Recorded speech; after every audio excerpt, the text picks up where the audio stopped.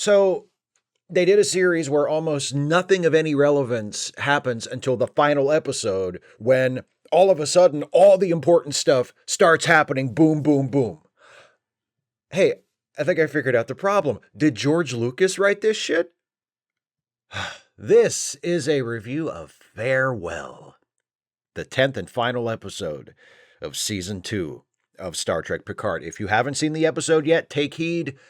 Spoilers may be ahead. So, I know I've been hard on the show this season because it's been tedious and pointless and unfocused and generally awful. But compared to all of that, this episode was not that bad. The season leading up to this set a very low bar, and this final episode was able to clear it. So, well done? No, not well done. Just done. And you know what? I'll take it. It turns out all of this entire time travel adventure was just to get Picard to hide a key behind a loose brick in his house. I'm being a bit glib with that description. There's emotional weight behind that act. Picard hiding the key in the past for his younger self to find in the future is a symbolic act of accepting his fate, accepting what happens to his mother, and accepting that he is not ultimately responsible for it. It's a way of showing that Picard forgives himself, no longer blames himself for the death of his mother. And that moment kind of works. Of all the resolutions in this episode, it's the most effective one, but its impact, like that of all the other beats in this episode that are meant to pack an emotional punch, and there are quite a few, is seriously blunted by the fact that it took 9 goddamn episodes of television to get here. And by the fact that precious little of those 9 episodes is actually about this story.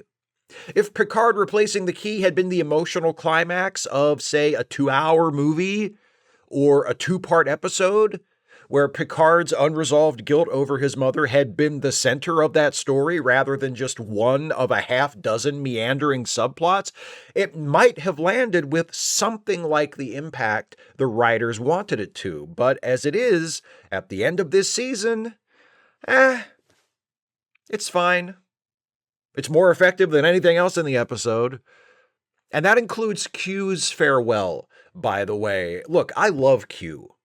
Whenever Q shows up in TNG, you know you're in for a good episode. Q episodes are some of the best shows TNG ever did. Deja Q is one of my favorites.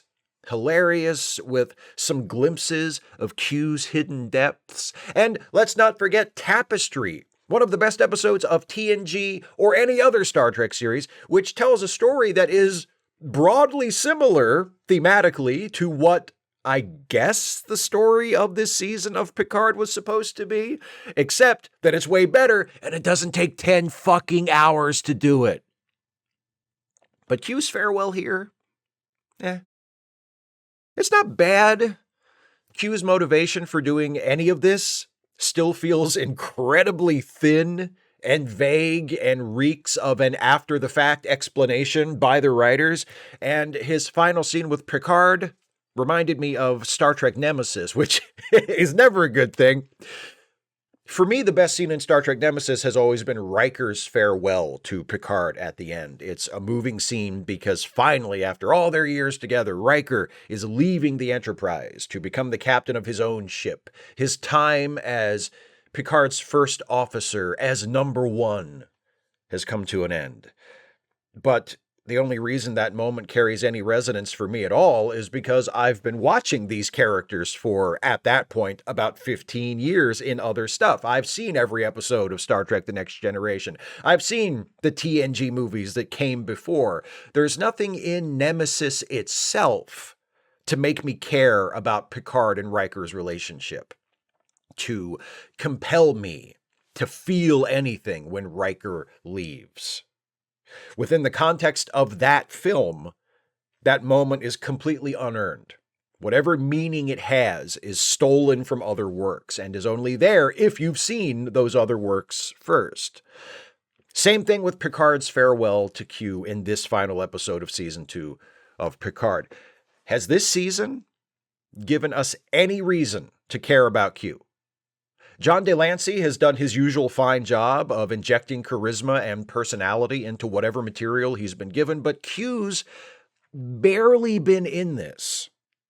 And most of his scenes have been him popping in to deliver an info dump or some little contrivance to move forward what has passed for a plot this season.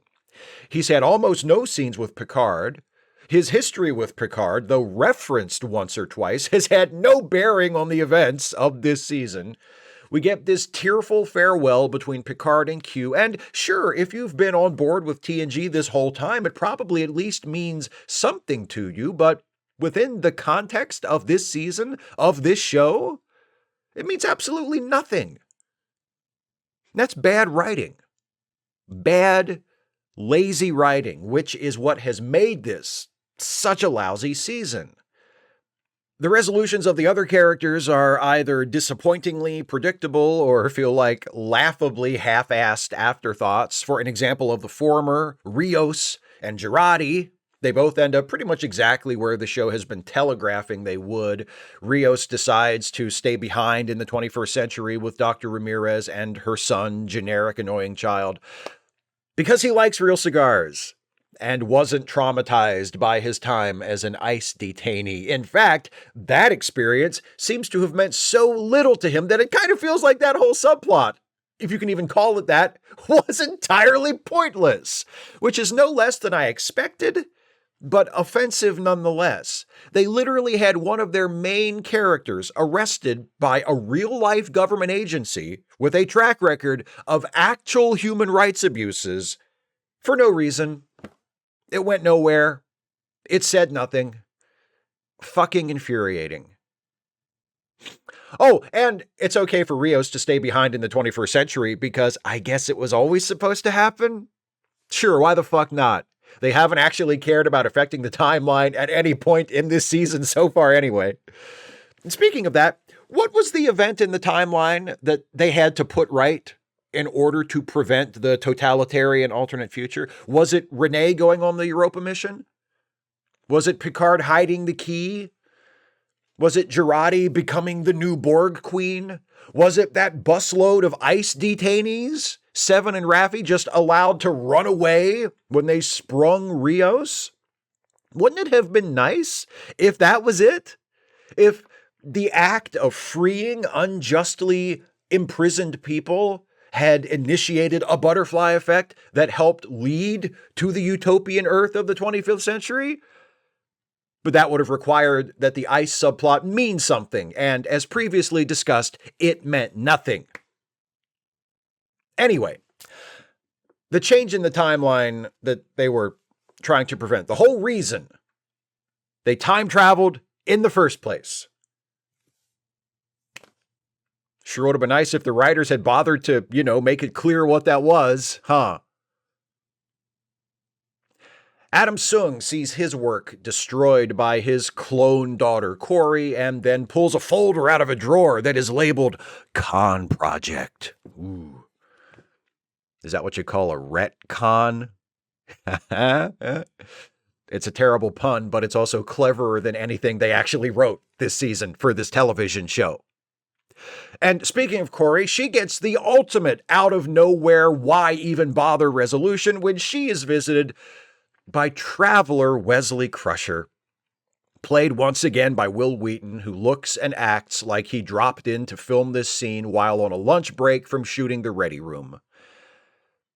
Traveler Wesley recruits Corey to become a Traveler, because the Travelers protect the timeline, and they're also in charge of people like Not Laris. And Corey says yes, because it doesn't matter what she does. Her character means nothing and has contributed nothing to this season, other than giving us a reason to occasionally see Issa Briones, because the writers couldn't figure out how to include Soji in this story. This entire scene with Wesley and Corey. From the writing to the acting to the way it's shot and cut, feels like something out of a fan film. It's embarrassing. Oh, and speaking of not Laris, she dies in Picard's arms after Sung poisons her, but it's for the greater good because not only does she protect Renee going on the Europa mission, she also cures Picard of his reluctance to get close to people. And when he returns to his own time, he's ready to ask the real Laris out on a date because he met someone in the past who looks just like her. It's the worst season of a Star Trek show I've ever seen. Congratulations! Season 1 of TNG, your burden has been lifted. Much like Jean-Luc being exorcised of his contrived guilt over the death of his mother, you are free. You still suck, but not nearly this much. And I know some of you will say, but what about Code of Honor? What about Angel 1? Those are rotten episodes, to be sure. But this season of Picard was like one rotten episode smeared across, and I cannot stress this enough, 10 hours of television. They took a tiny amount of story, like I said, maybe enough for a movie or a two-parter on TV, and hyper-diluted it. It's homeopathic storytelling. Unfortunately for these writers, homeopathy is bullshit. When you dilute something this much, you don't increase its potency. You render it so weak, its impact so minuscule, that it's like it's not even there. Some fans have suggested that this season of Picard would play better if you binged it rather than watched it one episode per week as it was released. I mean, to each their own. Art is subjective, but personally, I don't see how that's supposed to help. How is watching a confused, poorly plotted, mostly pointless 10-hour series back to back better than watching it one episode at a time? Bad writing is bad writing. I have a better suggestion. Just watch the last episode. Seriously. Nothing that happens in the first 9 episodes of this season is good enough or important enough to the overall story to make it worth sitting through all of that. Just watch the last episode. There's a recap at the beginning, summarizes everything of actual relevance in like a minute, which is more time than they need. And then you're good to go. It's still not a great episode or even a good one, but it's the best episode of the season. And it's better to waste 1 hour than 10. At least they didn't end on a cliffhanger. Those are my thoughts. Please share your thoughts with me in the comments. If you want to support my channel, you can become a patron at patreon.com/Steve Shives, or become a channel member by clicking the join button, or make a one-time gift via PayPal or Venmo. Links to all of those are in the description. Thanks so much for watching, and I'll see you in another video coming out later today for a review of the first episode of Star Trek: Strange New Worlds.